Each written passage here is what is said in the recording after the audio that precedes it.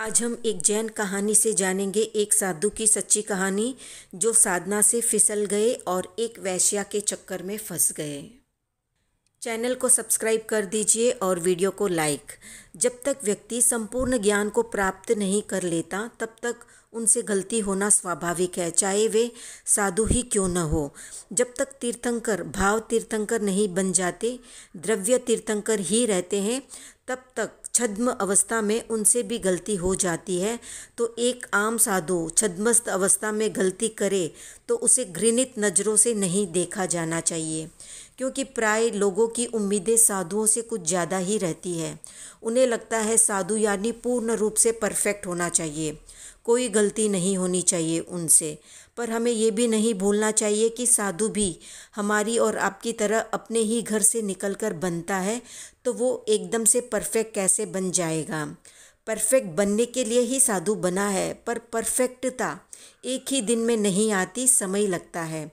इसलिए जब भी किसी साधु में गलती देखे तो उन्हें नीची नज़रों से न देखे, बल्कि ये सोचे छद्मस्त है, गलतियां हो जाती है। नंदीसेन कुमार राजा श्रेणी का पुत्र था।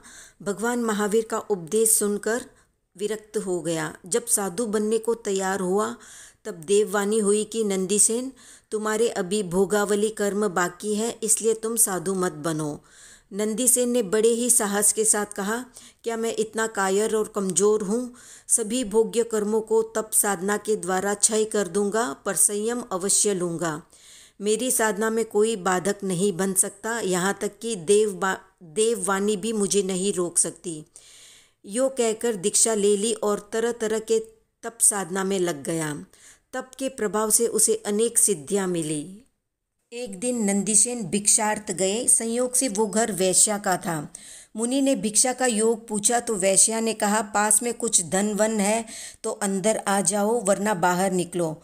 भूखे फकीरों के लिए यहाँ कुछ भी नहीं है। वैश्या का जवाब सुनकर मुनि का अहंकार भभक उठा और मन में सोचने लगे, लगता है इस वैश्या ने मुझे पहचाना नहीं, मुझे भिखमंगा समझ लिया। मुझे अपनी लब्धि इसे दिखानी पड़ेगी। ये सोचकर मुनि ने अपनी लब्धि से सोने का ढेर लगा दिया। मुनि ने गुस्से में घूरकर वैश्या की तरफ देखा और धन को वहीं छोड़कर जाने लगे। वैश्या भी स्वाभिमानी थी। संसार के साम दाम दंड भेद सबका ज्ञान था। उसने मुनि से कहा, उठाइए अपना धन और साथ में लेकर जाइए। मुझे नहीं चाहिए मुफ्त का धन। मेरे साथ रहना चाहो तो धन रख लूँगी, अन्यथा मुफ्त में हराम का धन रखकर मैं क्या करूँगी। वैश्या के वाक्य बाण और नयन बाण से दोनों ही मुनि को लग गए और वैश्या की बातों से फिसलकर साधु का वेश उतारा और वैश्या के साथ रहने लग गए। मन में अफसोस और ग्लानि का भाव आया कि कहाँ राजपाट छोड़ा और कहाँ एक निम्न कोटि का निर्णय आचरण वैश्या के साथ रह रहा हूँ। क्या सोचेंगे सब मेरे बारे में? मैं कितना गिर गया हूँ। नंदीसेन की आत्मा उसे कचोट रही थी वैश्या के साथ रहने के निर्णय पर। आखिर उसने एक संकल्प किया, जब तक मैं रोज 10 लोगों को प्रतिबोध नहीं दे देता तब तक मैं अन्न और जल ग्रहण नहीं करूँगा। इस तरह कई वर्ष बीत गए। एक दिन प्रतिबोध देते देते 9 लोग प्रतिबुद्ध हो गए। 10वां व्यक्ति जो स्वर्णकार था वो प्रतिबुद्ध नहीं हो रहा था।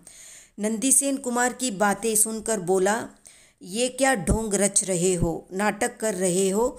तुम खुद तो वैश्या के साथ रहते हो और आ गए मुझे उपदेश देने और बोध देने। पहले खुद का आचरण तो देखो। साधुत्व को छोड़ तुमने वैश्या को चुना। क्या ये सही है? अगर सही नहीं है तो तुम वैश्या के साथ क्या कर रहे हो? पहले अपने आप को देखो, फिर दूसरों को प्रतिबोध देना।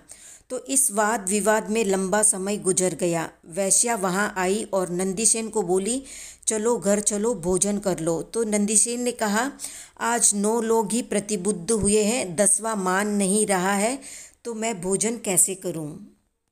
तो वैश्या ने कहा, 10वां तुम स्वयं बन जाओ, तुम स्वयं प्रतिबुद्ध हो जाओ।